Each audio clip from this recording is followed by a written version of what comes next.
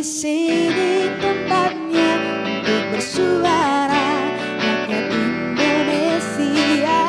Di sini ruangnya solusi bersama, hukum di tengah kita.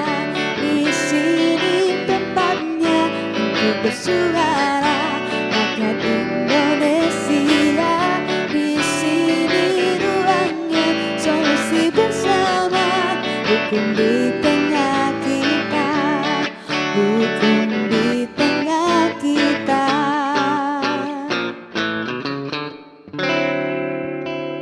Fenomena Crazy Rich Surabaya atau mungkin kota-kota yang lainnya itu sudah mulai banyak bermunculan, tapi banyak juga kasus yang akhirnya bermunculan. Nah, ini yang baru, Bu. Katanya ada 745 orang yang melapor merasa ditipu oleh seorang Crazy Rich Surabaya. Crazy Rich Surabaya, cuman ini kemarin sempat dilaporkannya di Malang. Ya. Kabarnya seperti itu ya. Dan katanya korbannya 200 lebih. Korbannya 200 lebih lebih. dan ini berhubungan dengan trading. Benar. Langsung saja mungkin kita bisa lihat cuplikannya seperti apa.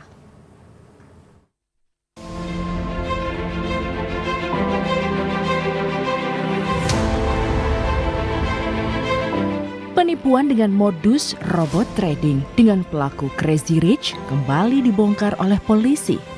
Wahyu Kenzo, Crazy Rich asal Surabaya, berhasil diamankan Polda Jatim bersama Polresta Malang dalam kasus robot trading auto trade gold. Untuk memuluskan aksinya, tersangka aktif untuk memaparkan produknya termasuk keuntungan yang akan didapat oleh para member. Bahkan, tersangka mampu menggait 25.000 member. Salah satunya adalah warga Malang yang berinvestasi hingga miliaran rupiah.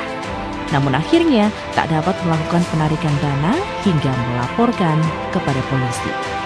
Kapolresta Malang Kota Kombes Pol Budi Hermanto menyebut keuntungan yang didapat oleh tersangka dengan uang himpun dana dari 25.000 member sejak 2020, bahkan diduga beberapa member berasal dari 6 negara asing dan ditafsir kerugian para investor mencapai 9 triliun rupiah. Bagaimana keadilan bagi korban-korban juga. Nah, ini kan juga harus kami lakukan. Jadi tidak semata-mata dengan mengamankan yang bersangkutan, dengan bersangkutan tidak komitmen, tidak memberikan ruang pengembalian aset kerugian kepada korban, ini kan juga harus menjadi suatu perhatian. Polisi menerapkan pasal berlapis atas kejahatan trading ini, yakni menjerat tersangka dengan Undang-Undang Perdagangan, Undang-Undang Transaksi Elektronik, serta KUHP Tindak Pidana Pencucian Uang. Saat ini, polisi tengah menelusuri aset yang dimiliki Wahyu Kenzo dari hasil penipuan robot trading.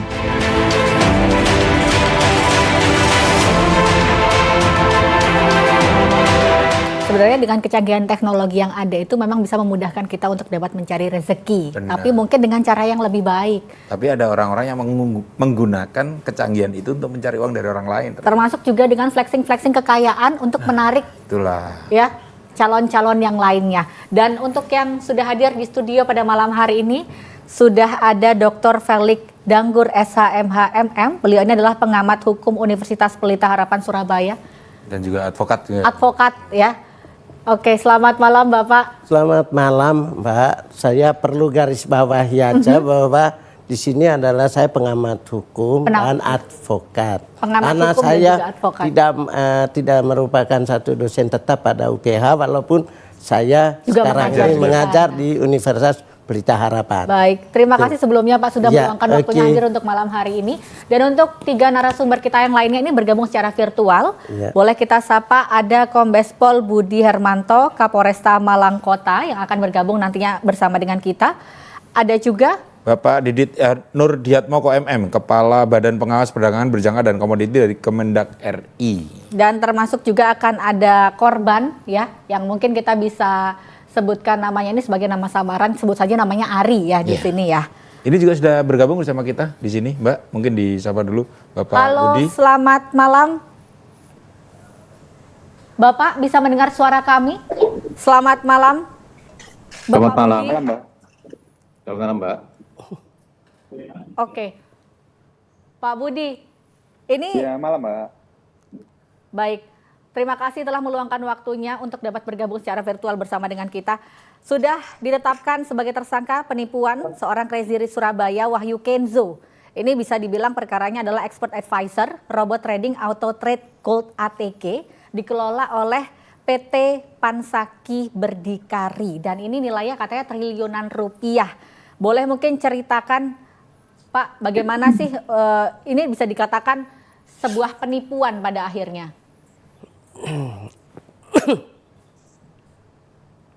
Silahkan mungkin Pak Budi. Pak Budi masih bergabung sama kami. Oh ya, oke. Terima kasih. Terima kasih. Selamat sore Pak Didit, rekan di JTV.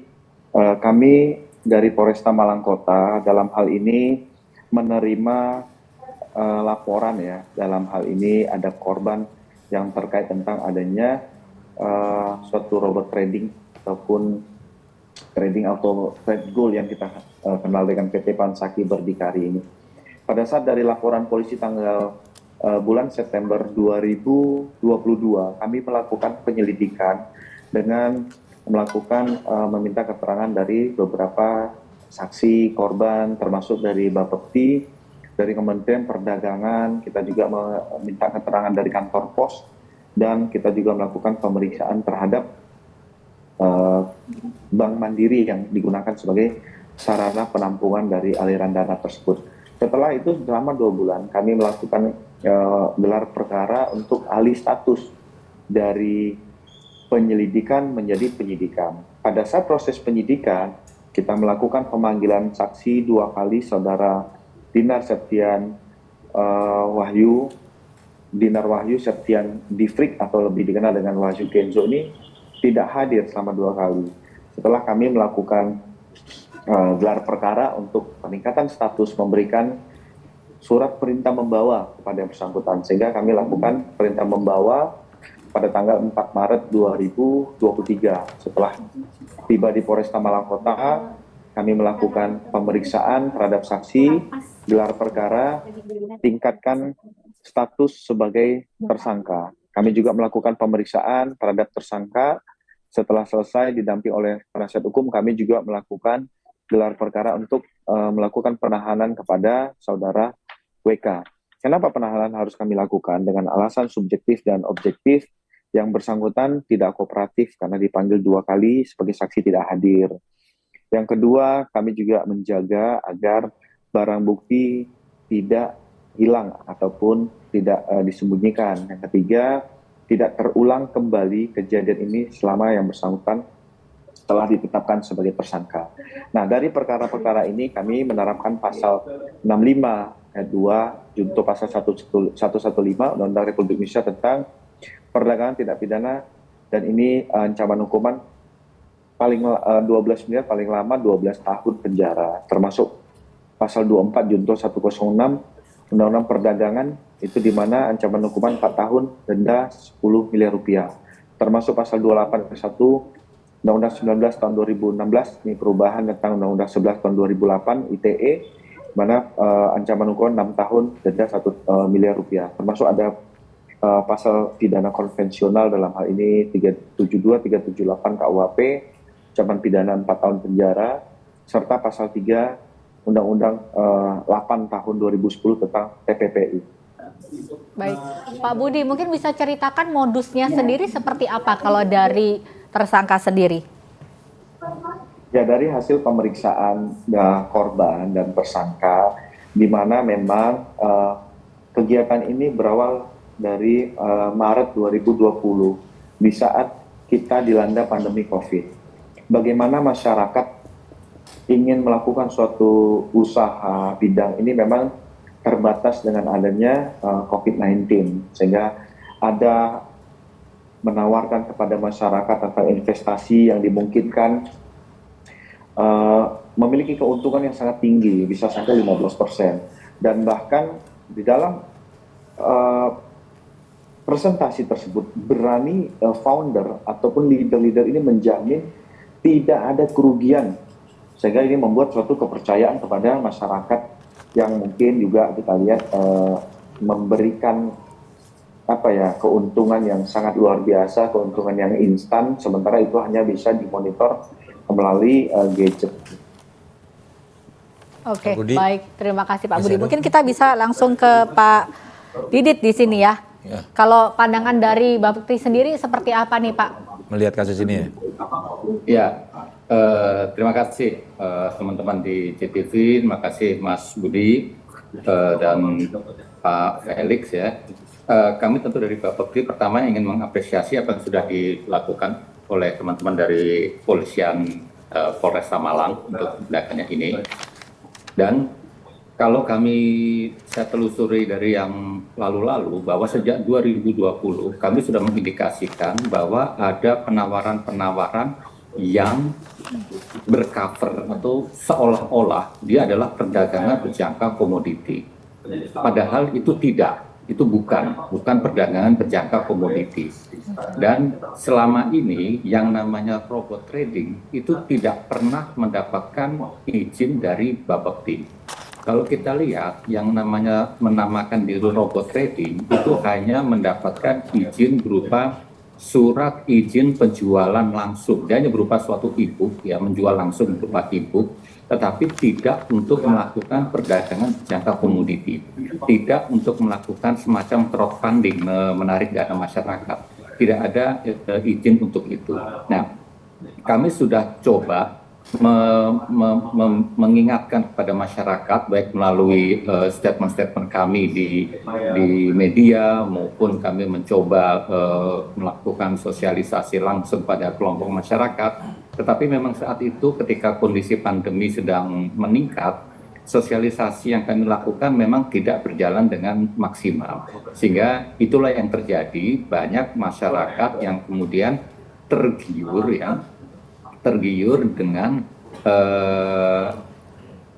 promosi-promosi yang dilakukan oleh usaha-usaha yang menyebutkan dirinya robot trading tadi. Jadi ada pendapatan langsung, fixed income, tidak mungkin rugi dan sebagainya. Padahal kalau kita lihat investasi itu dimanapun pasti melekat adanya risiko. Tidak ada investasi yang pasti untung. Ada risiko yang melekat di situ. Nah, jadi kami memang sudah mengindikasikan itu karena ini memang di luar perizinan dari kami, maka kami tentu berkoordinasi dengan kepolisian, dengan Barreskrim dan dengan pihak-pihak lainnya. Mulai dari kami menutup webnya, ya kan, kami sudah 300 kali menutup website yang terkait dengan robot trading ini, tapi selalu muncul terus, dan kami juga berkoordinasi dengan kepolisian dan kami menganggap bahwa ini lebih pada pidana umum. Kira-kira begitu teman-teman dari. Terima kasih Pak Didit. Intinya tidak mendapatkan izin dari Bapepti. Itu harus dicari tahu. Apapun itu tadi bentuk-bentuk robot tradingnya ya. Oke, nanti kita juga akan bertanya dengan Pak Felix di sini sebagai pengamat hukum. Ini apakah nantinya bisa dituntut? Apakah uangnya bisa kembali? Nah, nanti kita akan bahas di segmen selanjutnya. Jangan kemana-mana, tetaplah bersama kami.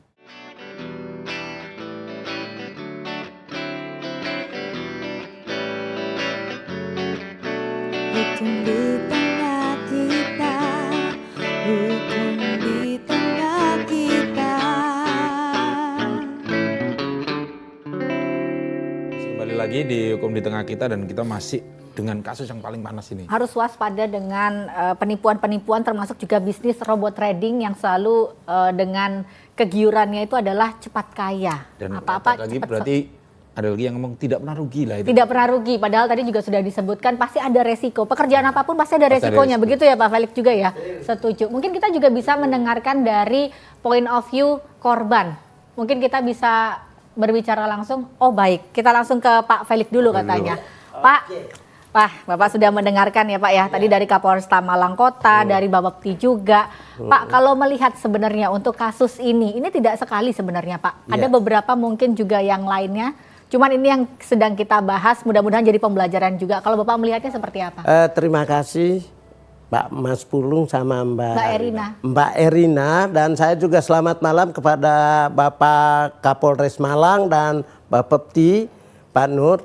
Setelah saya mengamati, katanya apakah bisa dituntut? Pastilah bisa dituntut kalau memang itu tidak memenuhi regulasi hukum yang berlaku di negara kita. Kalau seandainya Bapepti itu kan untuk memenuhi beberapa 3 unsur atau 3 aspek yang harus dilakukan, yaitu salah satunya yang ada itu aspek perlindungan konsumen, itu satu. Yang kedua adalah aspek pengawasan Badan Pengawas Perdagangan Berjangka Komoditi atau Bapepti itu. Dan itu sudah dilakukan oleh Bapepti sebenarnya. Dan yang terakhir itu adalah aspek sipil dan regulasi yang mendukung perdagangan mata uang yang menggunakan robot perdagangan. Jadi saya simpulkan kalau tadi oleh Bapepti Pak Nurdin itu mengatakan bahwa kami sudah memantau dari tahun 2020 yang lalu. Berarti kan Bapepti sudah mengetahui itu. Padahal di dalam melakukan atau kita mengamati hal-hal seperti ini harusnya kan kasihan masyarakat. Kalau saya dengar di media macam-macam ini sekarang ada 5.000 nasabah yang korban dan duitnya 9 triliun rupiah. Kalau dibagikan katakan 1,8 juta per kepala. Ini kan sudah luar biasa. Padahal kalau kita lihat dari COVID-19 yang dikatakan oleh Pak Budi sebagai Kombes Pol Malang Kota itu tadi dengan kan kasihan juga teman-teman polisi dong. Bagaimana mereka itu harus mencari dan bagaimana mereka harus mengusut teman-teman itu. Saya juga memberi apresiasi dong kepada Kombes Pol Budi ya, Kapolres Malang. Walaupun itu adalah tugas beliau sebagai polisi untuk mengamankan masyarakat. Dan ini juga saya minta agar Bapepti dan otoritas jasa keuangan kalau memang karena robot ini kan ada yang disahkan, dilegalkan oleh pemerintah. Saya sudah ada beberapa, saya lihat itu ada 10 apa berapa itu yang dilegalkan. Ada sebenarnya ya? Iya ada yang dilegalkan tapi ada yang tidak. Seandainya tadi yang dikatakan oleh Bapepti Pak Nurdin itu kalau saya tidak salah tangkap tadi dikatakan kami sudah tahu itu sekitar tahun 2020 yang lalu. Mencoba menghapus juga. Hanya kita ini ada COVID-19 dan lain sebagainya. Kasihan dong kalau begitu. Masyarakat yang begitu juga sudah susah mendapat makan dan susah dan tidak boleh keluar dan lain sebagainya. Padahal Bapepti sendiri sudah mengamati sejauh itu. Nah, dalam kesempatan yang baik ini saya mohon kepada Bapepti supaya kalau ada itu segeralah memberikan informasi kepada kepolisian atau kejaksaan, hakim dan pengacara supaya nanti dalam membela perkara-perkara seperti ini ya kita harus dengan jelas, tepat sehingga teman-teman hakim itu bisa memutuskan perkara ini dengan baik. Itulah intinya seperti itu. Harapannya nanti nggak akan ada korban-korban seperti ini. Sehingga tidak ada korban-korban yang berikutnya lagi sehingga kita bebas. Karena ini saya lihat Pak Bapepti Pak Nurdin ini ada 6 negara asing yang juga ikut loh atas korban yang ada itu akibat karena seorang Wahyu yang ada di kota Surabaya dan larinya malah bisa ke Malang. Saya dengar tadi hari ini malah Kapolres Kota Malang itu mau mengusut rekeningnya istrinya dan lain sebagainya. Mungkin kita bisa dengar nih Pak dari point of view-nya korban. Selamat malam Pak Ari. Halo, selamat malam Pak Ari. Bisa dengar suara kami? Selamat malam Pak Ari. Baik, Pak Ari ini adalah sebagai salah satu korban dalam kasus ini ya. Mungkin kita bisa tahu nih awalnya seperti apa bisa ikut bergabung. Halo, selamat malam Pak Ari. Baik, kita beralih dulu nih ke Bapak Kombes Pol Budi Hermanto. Pak, boleh tahu nggak Pak, ini kemarin pada saat yang melapor setelah ditangkap ini ada berapa orang yang menjadi korban? Mbak Erina, perlu kami jelaskan, sampai dengan hari ini kami sudah menerima 5 laporan polisi yang sudah melaporkan secara langsung dengan alat bukti yang ada di khususnya lokus delikti yang di wilayah Kota Malang. Tetapi melalui hotline yang di nomor 0811 378 02000 itu sampai dengan pukul 15 sore hari ini kita sudah menerima 1.456 masyarakat yang mengaku sebagai korban ataupun mengadukan terhadap ATG ini. Pak Felix, perlu kami sampaikan juga bahwa dalam hal ini kepolisian juga banyak didukung dari Bapepti, OJK yang ada satuan tugas yang ada di wilayah Kota Malang sendiri Ini di mana aparat penegak hukum selalu bekerja sama dengan Dinas Perdagangan, termasuk dari Kominfo dan juga pihak kepolisian.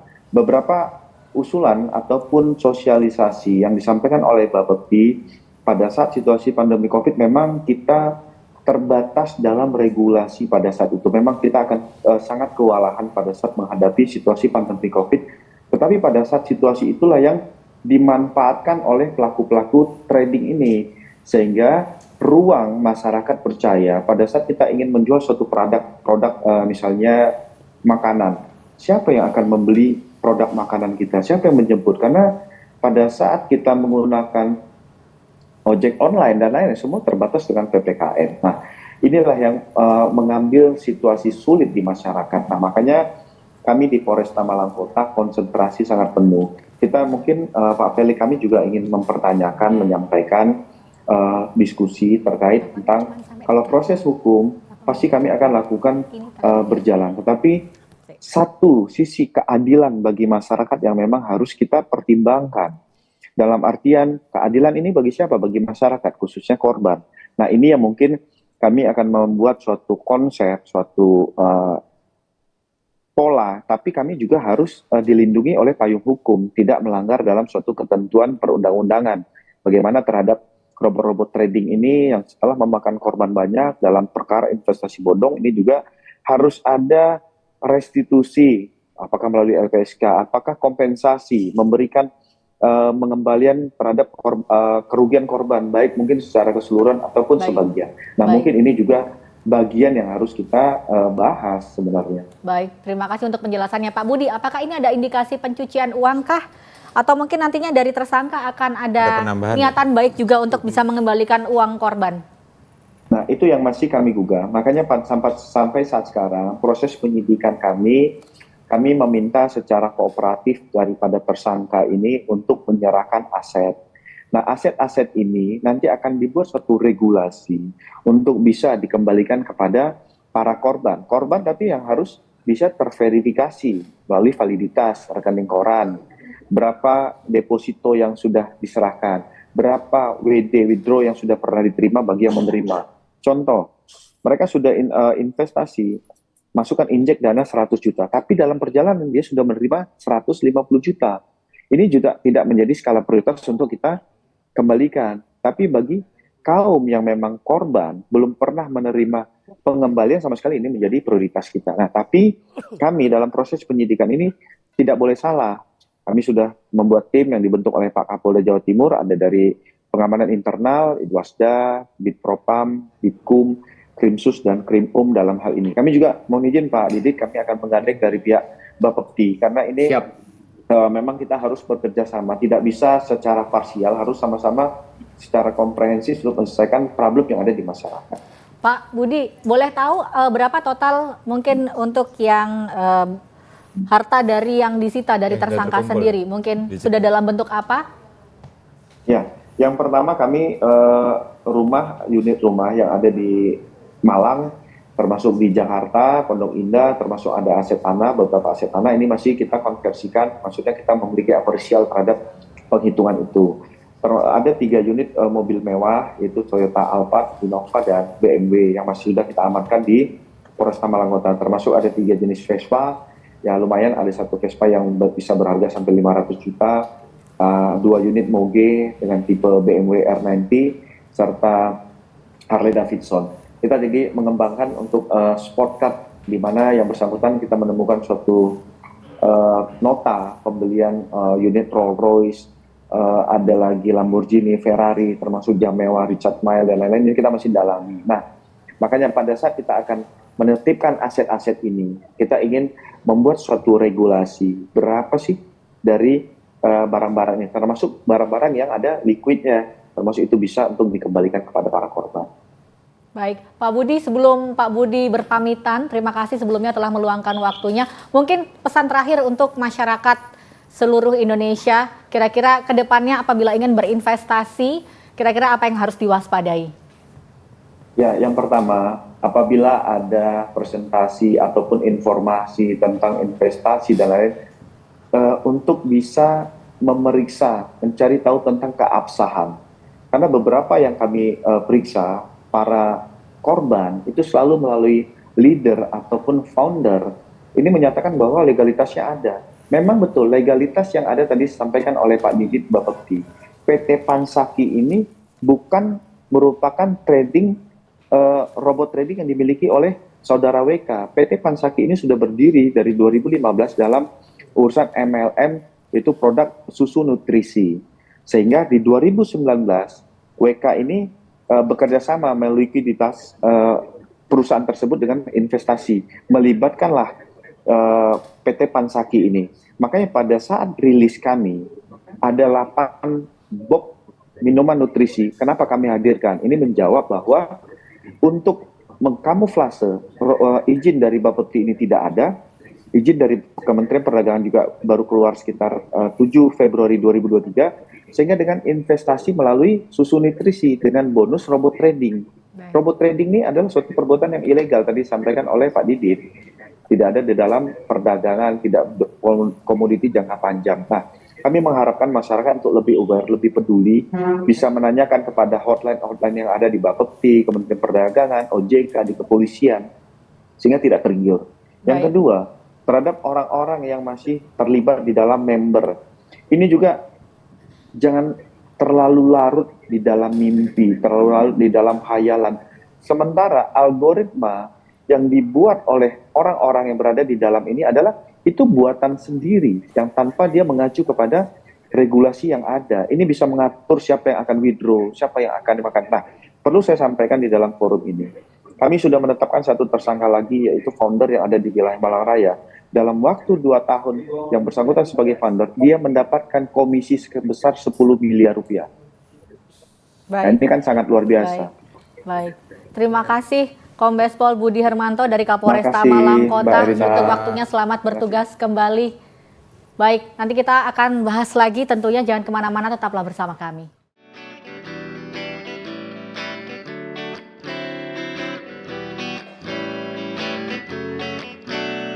Di tengah kita, hukum di tengah kita.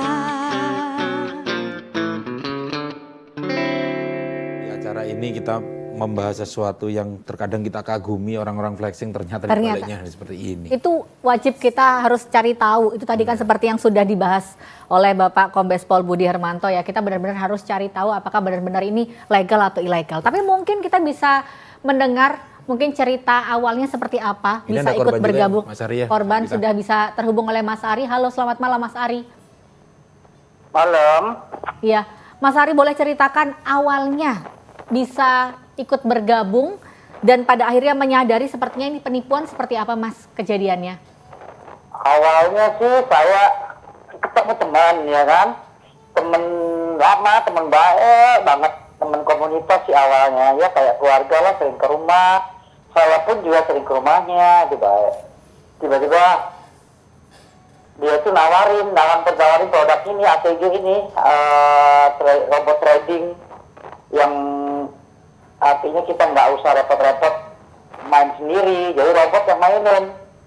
Nah, awalnya sih saya nggak percaya, ya kan? Halo? Iya, Pak. Boleh Pak, lanjutkan ceritanya. Ya, lama-lama dibuktikan ini dengan dia bisa ada profit, terus dia bisa narik per tiap hari, hampir dia bisa narik waktu itu di tahun 2021. Akhirnya besok setelah 1 minggu kemudian saya tuh tertarik karena dia nunjukin ada temennya istrinya itu sampai saldonya waktu itu 70 miliar deh kalau nggak salah. 70 miliar. Waduh, yang sangat banyak sekali itu kita harus kerja berapa lama? Ya Papa Jack itu. Baik. Itu kan orang Aceh. Kebetulan teman saya itu orang Aceh juga. Baik. Pak Ari akhirnya bergabung, sempat mendapatkan keuntungan berapa kalau boleh tahu? Sempat. Waktu itu kan saya cobain ya kan, benerkah ini bisa ditarik? Saya coba waktu itu. Saya ambil sedikit deh, $100 kalau nggak salah. $100. Dari yang sedikit nilainya. Baik. Ternyata bisa ditarik. Dari dana yang dikeluarkan di awal boleh tahu berapa? Awalnya sih saya ikut di angka 50 juta. 50 juta, baik. Baru bisa ditarik $100 itu aja Pak ya? Habis setelah itu ternyata bisa ditarik, tiap malam profit sekian persen, nambah lagi, disuruhnya sama temen dia tambah aja depo. Akhirnya saya depo kurang lebih total keseluruhannya itu mungkin ya kurang lebih hampir 700 jutaan. 700 juta uang yang telah disetorkan, keuntungan yang didapat total berapa? Saya narik itu cuma 2 kali, nilainya kalau nggak salah 25 juta deh waktu itu. Total itu Pak ya, Jauh. 2 kali ya? 700 ke 25 juta. Iya, saya cuma sekali aja bro, karena waktu itu saya yakin banget ini trading bagus ya, saya pikir begitu. Oke. Baik. Saya yakin sama teman saya, jadi saya yakin banget ini oke sih. Kapan Pak menyadari kalau ini ternyata penipuan itu Pak? Halo? Kapan menyadarinya Bapak mulai Pak? menyadari kalau ini ternyata ini penipuan Pak? Awal tahun ini setelah janji-janji, sebenarnya dari di akhir tahun 2022 itu saya baru sadar deh, janji-janji si Wahyu Kenzo ini hanya janji-janji doang, nggak terbukti satupun. Oke, baik. Terima kasih. Mungkin kita bisa ke Pak Didi di sini. Pak, ini kan banyaknya robot trading ini kan menggunakan sistem Ponzi atau mungkin MLM, bisa dikatakan seperti itu ya. Apakah model seperti ini tuh sebenarnya juga patut diwaspadai karena masyarakat ini kan dekat dengan bisnis penipuan. Tadi seperti Pak Ari diajak oleh temannya. Kan pasti temannya juga merasakan keuntungan yang lebih karena juga sudah mengajak. Apakah memang seperti itu Pak, kalau seperti yang diketahui ya? Ya, kebanyakan modusnya memang seperti itu. Dan itu kan bukan bisnis itu kan bukan investasi. Ya, skema Ponzi itu jelas bukan suatu model investasi. Dia akan runtuh, sistem Ponzi itu akan runtuh jika sudah tidak ada lagi orang yang mau diajak gitu kan. Ketika tidak ada orang baru mau diajak akan bayar, maka yang di atas tentu tidak akan memperoleh bayaran. Jadi itu akan runtuh. Jadi itu sama sekali bukan investasi. Makanya tadi saya katakan bahwa kami sudah menenggarai itu hanya berkedok, ya sekali lagi itu berkedok perdagangan berjangka komoditi, disebutnya dia menyebut sebagai robot trading, seolah-olah itu adalah trading, padahal itu bukan trading. Tadi seperti disampaikan oleh Pak Budi, kami sudah coba untuk mengingatkan masyarakat melalui berbagai sosialisasi yang kami lakukan, ya. Namun memang yang dilakukan oleh teman-teman dari robot trading ini kan lebih mendekati kepada sasarannya. Tadi disebutkan temannya yang langsung mengajak gitu kan. Bahkan di beberapa tempat, ya mohon maaf saya sampaikan ada katakanlah tokoh masyarakatnya yang mengajak, yang mengatakan bahwa inilah sebagai investasi kita, ini akan menghasilkan uang kita di masa pandemi ini. Nah, ketika tokoh-tokoh seperti itu yang mengajak, maka pengikutnya akan banyak sekali. Nah, ini yang terus terang kami memang menghadapi kesulitan ketika menyampaikan bahwa itu adalah investasi yang ilegal. Itu bukan berupa investasi, itu tidak berizin dari Bapepti. Nah, itu memang kami menghadapi kesulitan itu, makanya yang kami lakukan adalah kami bergandeng tangan dengan Satgas Waspada Investasi, dengan Kominfo, dengan Bareskrim, dengan kepolisian dan sebagainya untuk mencoba melakukan upaya-upaya pencegahan. Namun tadi yang terjadi adalah selalu lebih cepat yang katakanlah tertipu tadi gitu. Yang itu memang kejadian menjadi lebih cepat ke sana. Dan itu menjadi ranah pidana umum, bukan terkait dengan perdagangan berjangka komoditi. Begitu kira-kira. Baik. Mungkin kita bisa beralih ke Pak Felix di sini. Pak, ini kan skema Ponzi MLM. Sebenarnya kalau yang mengajak ini berarti punya kans untuk menjadi tersangka dong nantinya Pak, atau gimana? Kita belum tahu ya mengatakan tersangka atau tidaknya, itu melalui perlu ada kajian-kajian hukum. Nanti kan di pihak kepolisian tidak serta-merta untuk mengatakan ini juga padahal dia juga cuma padahal dia juga apakah dia melaksanakan tugas aja ya Pak dia ya. juga termasuk misalnya dia juga termasuk korban atau bagaimana. Misalnya saya ambil contoh, misalnya seorang pimpinan kita di tempat kita kerja, kalau saya mengatakan ke Anda, ayo kamu ikut, kenapa saya nanti aja yang kaya, misalnya seperti itu, iming-imingnya, pasti Anda kan mau, loh, Pak Kepala iso apalagi kita, contohnya seperti itu. Nah demikian trading ini, karena ini kalau saya lihat Pak Didit, ini sistemnya seperti pohon faktor lah. Satu misalnya dia harus membawa 3 dapat persentase sekian dan seterusnya. Itu saya langkah-langkahnya seperti pohon faktor. Nah makanya saya tadi maaf kepada Pak Didit sebagai Bapepti atau JK. Ini memang perlu sekali kita membuat sosialisasi kepada masyarakat via media, via televisi, media sosial. Kita sekarang kan kaya dengan media. Saya minta kepada para pejabat negara yang misalnya Infokom, kepolisian, kejaksaan, atau dinas-dinas terkait untuk memberikan sosialisasi. Manakah yang robot yang disahkan atau diizinkan oleh pemerintah, mana yang tidak, seperti yang kita ketahui tadi.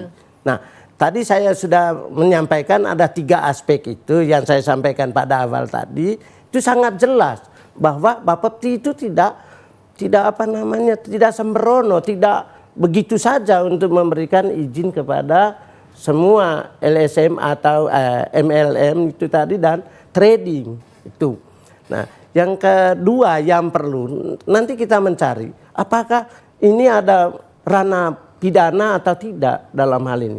Nah, untuk menyatakan nanti ranah pidana, marilah Pak Kombes Budi itu yang sebagai polisi tentu dia acuannya Undang-Undang Nomor 2 Tahun 22 untuk lidik dan penyelidikan untuk mencari 2 alat bukti yang sah ke 184 KUHP pidana nanti apakah ini termasuk yaitu sudah masuk di dalam ranah pidana atau tidak. Kalau Mbak ini Erna tadi mengatakan ke saya, Pak apa itu bisa masuk pidana atau tidak, itu perlu kajian karena seseorang itu tidak serta-merta kita bilang oh kamu pidana, kamu ini, kecuali kalau dia langsung. Semua dong nasabahnya ya. Kita membutuhkan kajian-kajian hukum. Apakah dia masuk nanti 372 atau 378 seperti yang dikatakan oleh Pak Kapolres tadi, pasal penggelapan dan penipuan, atau nanti ada pemalsuan, apa itu palsu kata-kata, apa palsu bentuk sertifikat, menunjukkan ini dan lain sebagainya. Itu yang perlu kita kaji bersama, termasuk masyarakat dan kita semua ini, termasuk Anda yang di media elektronik itu memberikan informasi lah kepada masyarakat. Begitu kira-kira Pak Didit. Saya nanti kita mohon maaf Pak Didit kalau saya agak biasa Pak, ini kan kita di sini memang kritik dan saran. Tambah semangat Pak Betul, betul. Kita akan kembali lagi setelah yang satu ini, tetaplah bersama kami.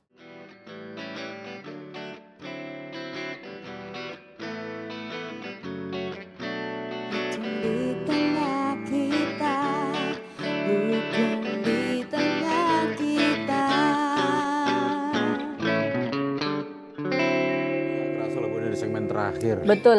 Kita mungkin masih bisa menyapa Pak Ari nih. Halo, selamat malam Pak Ari. Masih bisa mendengar suara kami? Ya, malam Mbak. Oke, Pak Ari. Ini adalah segmen terakhir. Harapannya Pak ke depan akan seperti apa Pak dari kasus ini? Kalau harapan saya sih tentang ATK ya mohon Pak Polisi ya kita minta dana kita kembali. Artinya walaupun nggak sepenuhnya modal kita berapa aja bisa kembali Pak. Itu harapan dari para korban dan teman-teman saya yang ada di Surabaya. Baik. Modal saya walaupun nggak 100% modal saya udah nggak dikasih untung pun nggak masalah. Andai kata modal saya 700 juta, saya kembali 1 juta pun saya bahagia deh. Baik. Iya, Pak. Baik. 700 loh. Ini malah kembali. Paling nggak ada yang kembali walaupun nggak harus 700 juta. Pak Ari mudah-mudahan diberikan kelancaran dan juga salam saya itu 4,5 miliar sampai sekarang. Wah. Yes. Luar Semoga ada titik cerah lah Pak untuk kasus Betul, ini Pak. Pak. Mudah-mudahan diberikan kemudahan. Salam juga untuk teman-teman korban yang lainnya. Dan satu lagi, biar kita para korban nggak halu, segera ini deh Pak Wahyu nih diputus. Ya, supaya tidak ada korban-korban yang lainnya ya Pak ya. Dari pihak berwajib. Iya Pak. Pak Ari mungkin bisa ceritakan kalau mungkin ada cerita sedikit tentang beberapa korban saat tahu kalau ini adalah penipuan. Kondisi mereka seperti apa Pak? Teman-teman kita yang di Surabaya itu stres ada di teman saya yang dari Aceh ini, bahkan sekarang rumahnya itu sudah digadaikan. Dia udah halu. Selama ini dia mengharap dari ATG ini bisa cair dengan janji-janji dari Pak Wahyu nih. Kasihan bener, namanya itu Om Raja dari Aceh, kasihan dah. Rumahnya digadaikan sekarang itu, Mbak. Baik. Terima kasih Pak Ari. Mudah-mudahan ini bisa menjadikan pembelajaran juga untuk seluruh masyarakat yang sudah menonton tayangan pada malam hari ini. Pak Ari, semoga diberikan kemudahan dan juga untuk teman-teman. Kita mungkin bisa ke Pak Didit dulu di sini. Pak Didit, tadi Bapak juga sempat menyebutkan sebenarnya ada robot trading yang ini legal ya Pak ya. Mungkin kita bisa diedukasi nih Pak sebagai masyarakat, tanda-tanda apa saja kalau kita misalnya ingin berinvestasi atau mungkin ikut robot trading yang legal itu tandanya seperti apa saja Pak? Sehingga nggak salah pilih lah gitu. Baik, terima kasih. Saya tegaskan, tidak ada robot trading yang legal. Baik, Oke. tidak Sekali ada lagi, ya. saya Tidak ada ya ini. Tidak ada robot trading yang legal. Ya, itu Baik. satu. Kami membuat memang pengaturan kebijakan tentang expert advisor. Ya, expert advisor. Expert advisor dia bisa menggunakan teknologi, tetapi sifatnya adalah advice. Keputusan tetap ada pada investornya, gitu ya. Jadi saya mengambil ilustrasi begini, siapa sih dari kita yang sekarang nggak pernah pakai Google Map, ya kan? Kita kemana-mana pakai Google Map. Dan yang pakai Google Map ada nggak yang pernah nyasar? Sering Pak. Gitu. Nah sering kan? Artinya apa? Artificial intelligence ini juga ada salahnya, gitu kan? Juga tidak selalu betul. Nah, jadi keputusan akhir tetap ada pada investornya. Ya, alat apapun itu hanya untuk membantu, mengadvise, memberikan advice, dan alat itu harus berizin dari kami. Sampai saat ini belum ada, ya, belum ada yang kami izinkan. Itu yang menjadi ini terjadi tadi menjawab Pak Felix bahwa kami belum pernah memberikan izin kepada robot trading apapun. Ya kan, tetapi ada kebijakan expert advisor hanya memberikan advice, alat untuk memberikan advice saja. Itu satu. Yang kedua tadi, saat ini bulan Maret ini kemarin Pak Menteri Perdagangan tanggal 7 Maret mencanangkan bulan Maret adalah bulan literasi PBK. Jadi kami melakukan sosialisasi literasi pembelajaran secara besar-besaran ke seluruh Indonesia. Supaya apa? Masyarakat juga sadar tahu bahwa seperti apa sih investasi di PBK ini, perdagangan berjangka komoditi ini. Target kami adalah meningkatkan pemahaman masyarakat secara masif kepada seluruh lapisan masyarakat. Kami hanya menyampaikan satu saja, 2L. Ya, 2L. Ketika mau investasi yang PBK, lihatlah L pertama adalah legalnya. Legalitasnya seperti apa? Apakah dia sudah berizin? Izinnya dari mana? Izinnya untuk apa? Jadi jangan-jangan tadi seperti disampaikan, izinnya adalah untuk MLM, tapi dia membuat trading. Kan nggak nyambung gitu kan. Ini SIM motor buat bawa truk, kan nggak sama sekali nggak nyambung gitu kan. Nah itu. Yang kedua adalah logis. Ya, kita pakai logika kita lah. Investasi dimanapun itu pasti seperti saya sampaikan tadi ada risiko. Tidak ada investasi yang memberikan penghasilan tetap. Dan banyak yang mengatakan hasilnya pasti 10% per bulan. Gitu. Nah, coba kita bayangkan kalau 10% per bulan, saya pikir kita nggak perlu kerja. Betul. Mbak, Betul Pak. dan Mas udah nggak usah kerja, ya kan? 10% per bulan, gitu loh, ya kan? Kita lihat misalnya ori itu 6% per tahun, ya kan? Itu yang penghasilan tetap. Investasi yang lain, kita investasi di warteg pun itu penghasilannya naik turun. Jadi investasi selalu melekat pada risiko. Jadi lihatlah pada logisnya, logikanya, ya kan? Mungkin nggak investasi seperti itu hasilnya seperti itu, gitu kan? Jadi saya nggak mengatakan nggak mungkin 10%.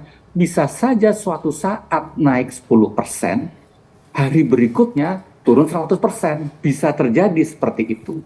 Ya, ini investasi yang sangat berisiko. Nah, di hari kemarin kami sudah melakukan literasi di Surabaya di Universitas 17 Agustus.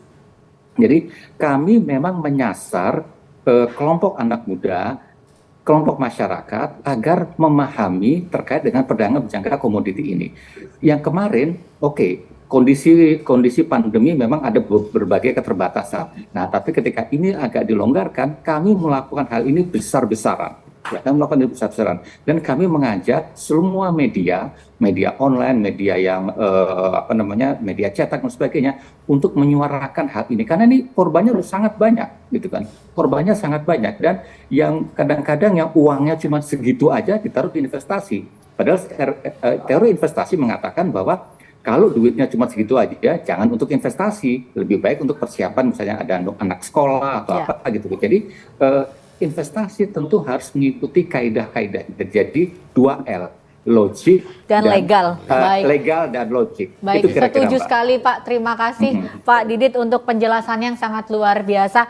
Ya, nggak sesimpel itu, harus kerja. Kalau kayak gitu Pak Presiden tinggal bikin robot aja buat seluruh masyarakat Indonesia kaya kan ya. Pak Felix, mungkin harapannya Pak.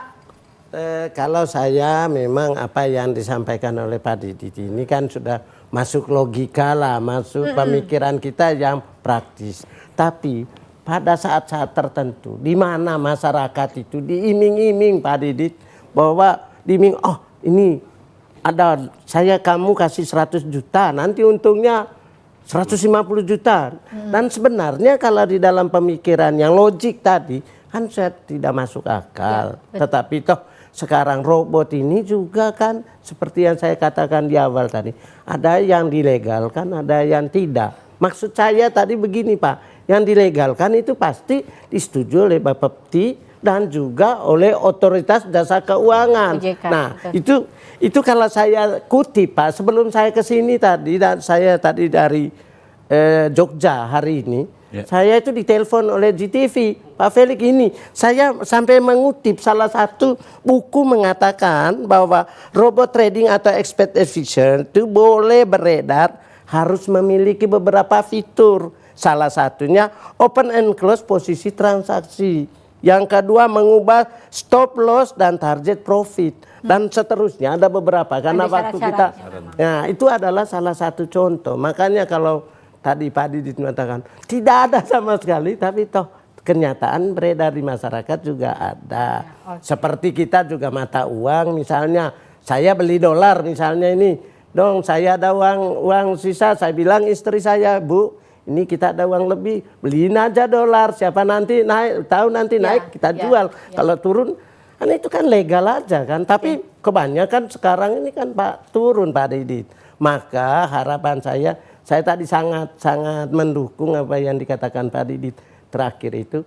Ayolah kita gandeng tangan, media sosial, media elektronik, media-media cetak lainnya, supaya sama-sama ayo kita menyampaikan kepada masyarakat. Karena masyarakat kita ini maaf, ada yang kalau di Pulau Jawa sih saya yakin semua pendidikannya sudah cukup. Rata ya Pak iya. Ya, betul. Tapi kalau di luar ini yang perlu kita bahas betul. Itu harapan kami Pak Didit yang di bawah ini. Ya. Kebetulan saya juga memang seorang akademik, saya juga seorang pengacara, advokat, dan saya juga seorang pengamat hukum, saya juga seorang dosen.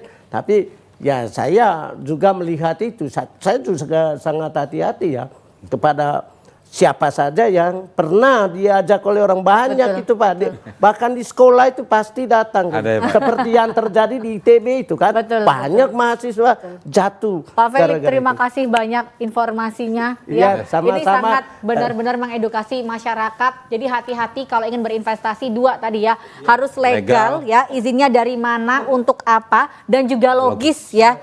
Tahu kalau setiap usaha itu ada resikonya. Terima kasih banyak, mudah-mudahan nanti diberikan kelancaran ke depannya. Ya, untuk yang menjadi korban, Pak Didit juga terima kasih. Dan juga Pak Ari, terima kasih banyak. Dan akhir kata saya Rina Koto. Saya Pulung Siswantara. Pamit undur diri, selamat malam, sampai jumpa. Ucapan terima kasih kepada masyarakat, kepada GTV juga yang mengundang saya ke sini. Mudah-mudahan sebentar lagi teman-teman muslim untuk memasuki hari bulan raya Ramadan, puasa, betul Pak, bulan puasa, supaya ini kita jauh dari segala cobaan godaan yang tidak benar. Dan saya sebagai seorang Katolik, saya juga saat ini sedang puasa dan pantang 40 hari lamanya saya menunggu hari wafatnya Isa Al-Masih. Saya mendoakan supaya kita itu jauh dari segala cobaan-cobaan yang tidak sesuai dengan aturan atau regulasi negara. Terima kasih, Pak. selamat malam, Sampai Tuhan jumpa. berkati. Aku tertipu, aku terjebak, aku terperangkap muslihatmu. Aku tertipu, aku terjebak, aku terperangkap muslihatmu.